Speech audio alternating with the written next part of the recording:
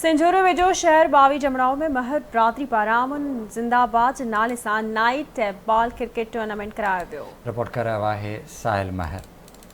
सिंझोरो लॻ शहर बावी जमड़ाऊ में महर बिरादरी के नौजवाननि पारां अमन जिंदाबाद के हवाले से night tape ball cricket tournament खेलियो वियो, जंहिंमें सांगड़ ज़िले के 20 टीमनि हिस्सो वरितो। Final match young fighter cricket club चक नंबर 22 ऐं अल महरान चक नंबर 50 के विच में खेलियो वियो। बेहतरीन बैटिंग कंदे अल महरान 50 चक 6 ओवरनि में 85 रन सुठायूं ऐं उन जा 3 रांदीगर आउट थिया, जंहिंजे जवाब में यंग फाइटर क्रिकेट क्लब चक नंबर 22 बिना कंहिं रांदीगर के आउट थियण ते मुक़रर स्कोर पूरो करे मैच पंहिंजे नाव करे वरितो। उन हवाले से क्रिकेट के शौक़ीननि ऐं रांदीगरनि जो वधीक छा चवण आहे, अचो तो उन्हनि सां ॻाल्हि ॿोल करियूं था।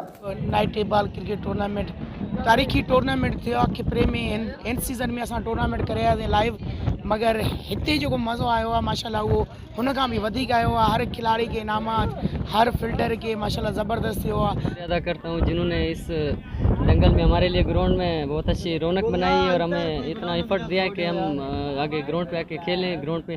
तो अल्हम्दुलिल्लाह बहुत अच्छा इवेंट हुआ है, सब ने खिलाड़ियों ने हिस्सा लिया, डिस्ट्रिक्ट लेवल पे था, तो बहुत सो थैंक्स उमेर भाई का।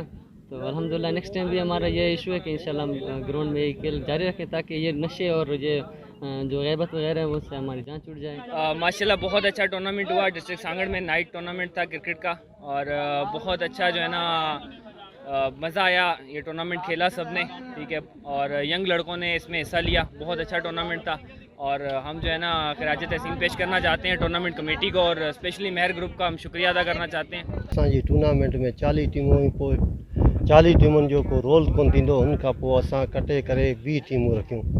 20 टीमनि में माशाअल्लाह 50 चक ऐं 22 यंग फाइटर जी फाइट थी। 50 चक जेको रनर थी आई, विनर 22 चक थी आहे ऐं इंशाअल्लाह अॻिले साल हिन ग्राउंड ते हिन खां भी वॾो असां टूर्नामेंट कराईंदासीं। सेहतमंद मुआशरे के कायम रखण लाइ हुकूमत के घुर्जे त अहिड़ा टूर्नामेंट कराइण वारनि जी माली सहायता कई वञे त जीअं ग्राउंड आबाद थी सघनि, छाकाणि त जिते ग्राउंड आबाद हूंदा आहिनि उते इस्पतालूं वीरान थी वेंदियूं आहिनि। कैमरा टीम सां गॾु साहिल महर, आवाज़ टीवी, सिंझोरो।